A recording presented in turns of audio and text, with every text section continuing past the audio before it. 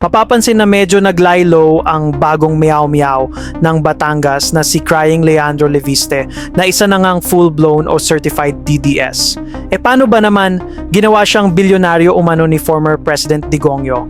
Medyo tamemi na si Leandro ngayon at sa pagbabalik ng Congress na lang daw ito babanat muli habang unti-unti nang nabubulgar ang kalokohan ng kanyang solar empire at ang prangkisang tila regalo di umano mula sa Duterte regime. Dahil ngayong araw ng Martes, naglabas ng bombshell ang Department of Energy na matagal na palang nakatutok sa solar gig ni Crying Leandro. Humaharap ngayon sa 24 na bilyong pisong penalties. Again, that's 24 na bilyong pisong penalty o multa ang Solar Philippines, ang renewable energy firm na itinatag ni Promilkid matapos umanong mabigong tuparin ang commitment nitong maghatid ng halos 12 gigawatts na renewable energy capacity. Sa isang media briefing nitong Martes, sinabi ni DOE Secretary Sharon Garin na ang mga kontratang sakop ng naturang projects ay terminated na kasabay ng mas pinaigting na kampanya ng DOE laban sa mga non-compliant developers. Hanggang sa ngayon, wala pa raw appeal o petition mula sa Solar Philippines para i-challenge ang findings ng DOE. Ayon kay Garin, wala pa raw silang natatanggap na kahit anong tugon kahit paulit-ulit na ang pagtatangka ng DOE na makipag-ugnayan. Batang-bata ka, nininegosyo mo yung franchise? Wala ka ba kahihiyan? Anong klaseng Pilipino yan? Nauna nang napabalita ang pagbulgar ni Ombudsman Boying Remulla na iniimbestigahan si Crying Leandro at ang kanyang Solar Philippines dahil sa illegal flip ng prangkisa nito matapos umanong magbenta ng bilyon-bilyong shares si Leandro nang walang pahintulot ng Kongreso. Walang consent ang Congress sa transfer ng franchise na yan. Critical yan. National franchise. National franchise Renewable energy, critical to the national life. Tapos ganun lang. Na-flip. Bebenta mo, fi-flip mo lang. Na-flip. Nanay mo pa, senador.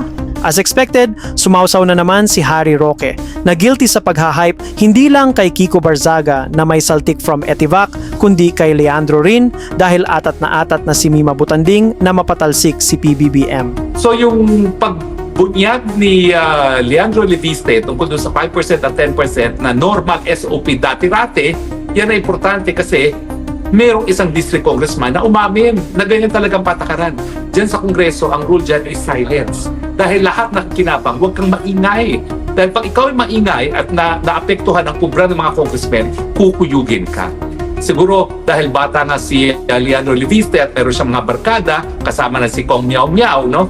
Talaga wala siyang pakialam. Ang totoo niya, kaya rin wala siyang pakialam, napakadaming pera na ni Leandro Leviste. Kasi nga, nabenta niya talaga yung share sa SPNEC.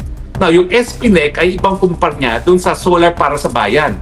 Yung Solar para sa Bayan, yun yung merong prangkisa na sinasabi ni Boying Remulla na hindi po pwedeng ilipat ang pag-aari na walang consent ng Kongreso.